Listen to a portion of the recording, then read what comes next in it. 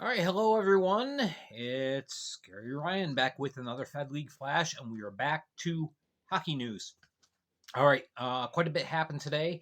Some of this I covered earlier today when I recorded the Spotify podcast.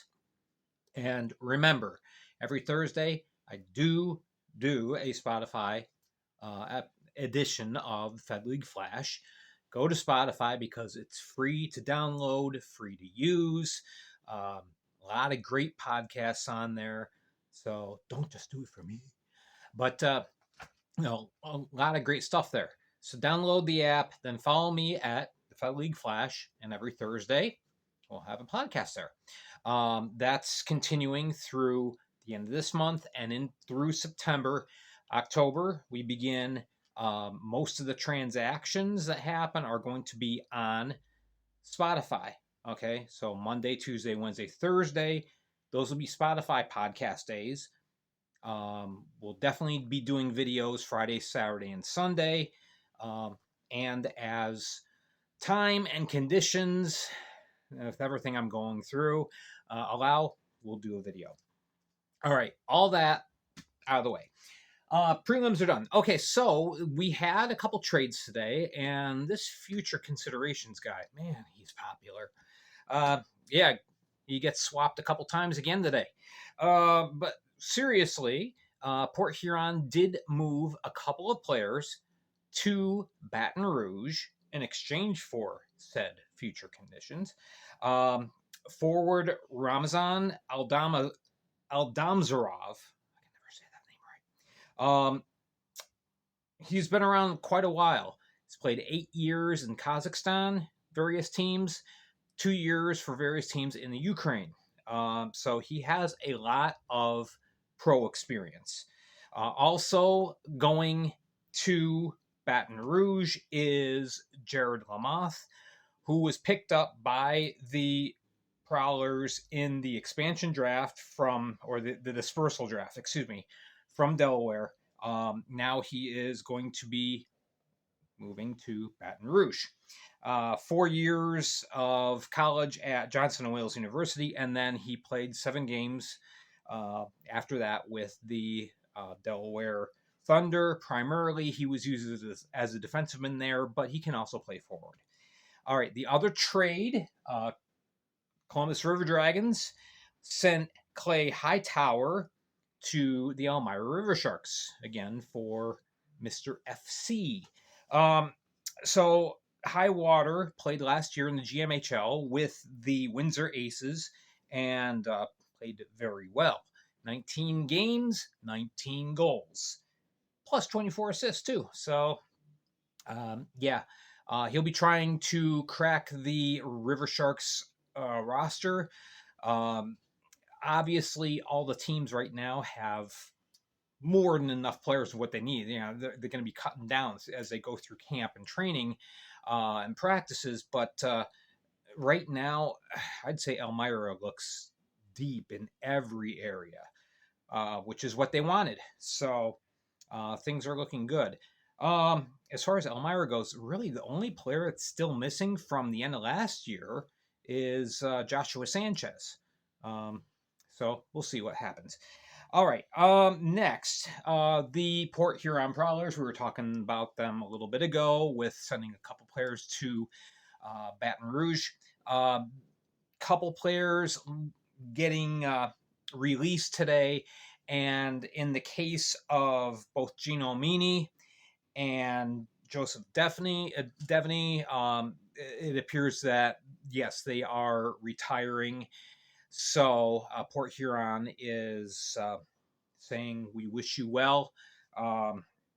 Devaney was a key offensive piece last year to the Prowlers. In 117 games in the Fed, he's put up 125 points. Gino Meany on the back end in 4 years, 136 games played, 47 points, 262 penalty minutes. So, some toughness that was there. And it does appear that Port Huron has kind of retooled on the defensive end.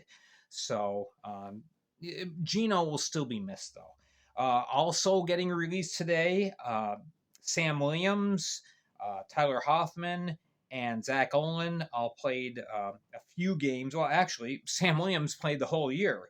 Um, no, I'm sorry. He's played 56 games total, but that's over 4 years, putting up 26 points. But Zach Olin and Tyler Hoffman, kind of like depth players, extra players, they've been released, as well as goalie Brian Taliu. Taliu had a small sample size of starts, but in those starts he played pretty darn well. Went 2-1, a 363 goals against, an 892 save percentage for a team that basically gave up as many goals as they scored. Very open-ended team last year. The Port Huron Prowls were a lot of end-to-end action, and so they scored a lot, gave up a lot.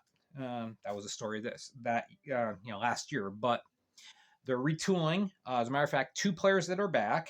Well, one is a new player. That's goalie Tommy Ronkanen. I'm sorry. Wow, it's been a long day. Tommy Ronkanen played last year for the Norway 2 League for Jorvik, and 28 games played, 354 goals against, and an 895 save percentage. And then coming back is forward Vinny DeCumbus, and this guy, he's going to be one of my faves this year.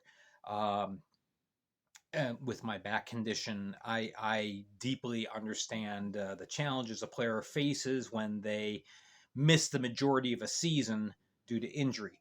DeCumbus played well at the beginning of the year. 13 games played, 2 goals, 5 assists, and 7 points.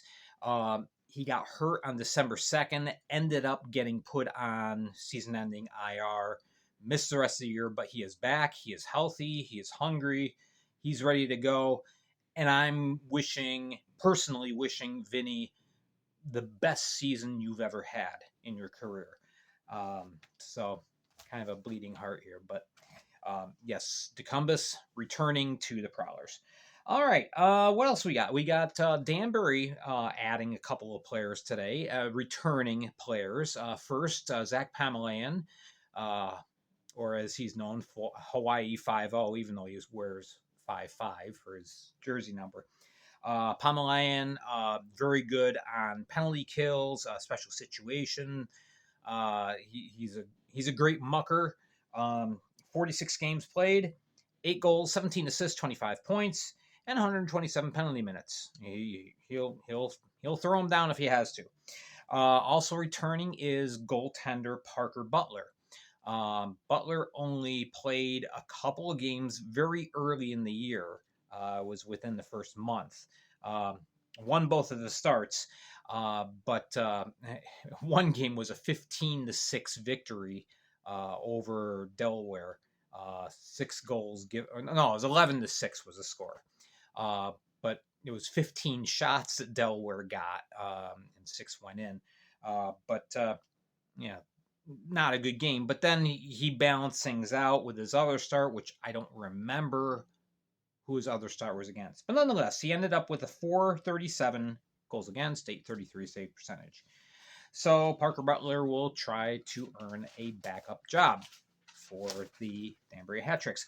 Also added to the Hat Tricks lineup, not somebody you're going to see on the ice. Well, maybe you will in like the prelims and whatnot.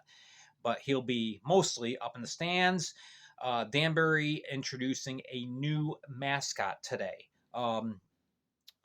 Looks like the rabbit that's on the logo on their jerseys. But anyway, they want to make things fun for kids and attraction for kids, kind of a bridge between the team and the young fans.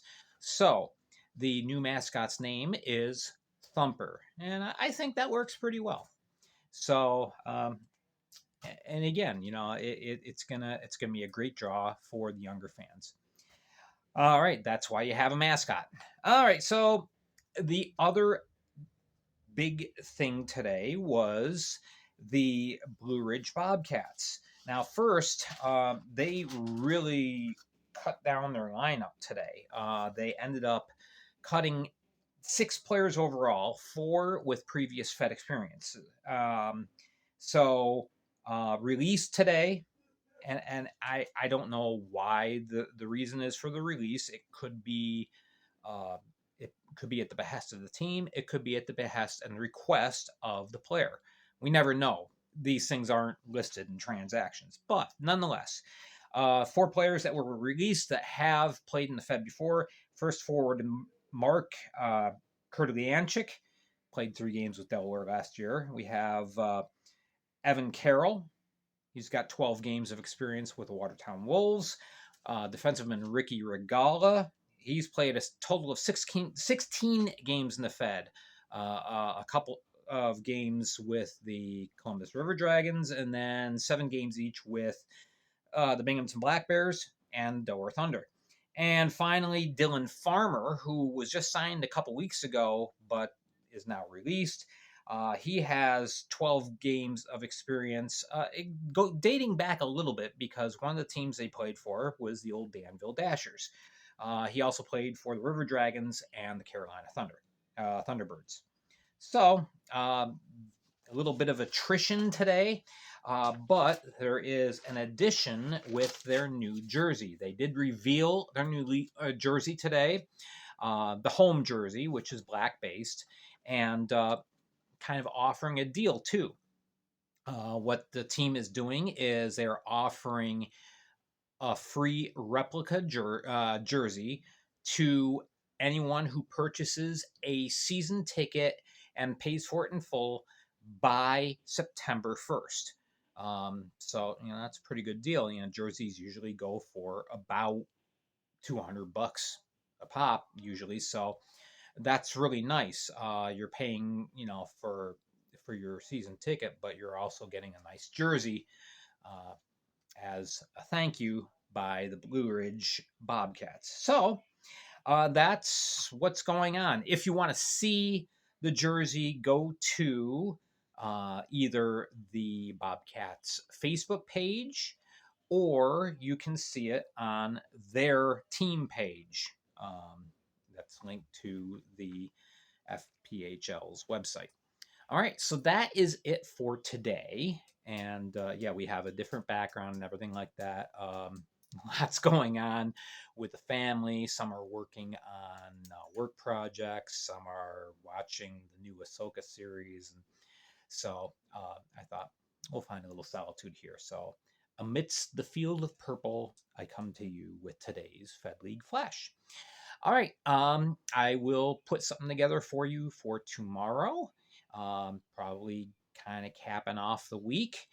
Remember, you can like and subscribe to this video series, my vlog page, and you can find it going to youtube.com/@FPHL Flash.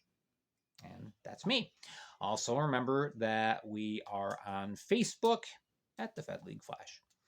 All right. Thank you so much for watching, for your support, and for all your encouragement. We will catch you again soon. Gary Ryan for today's Fed League Flash.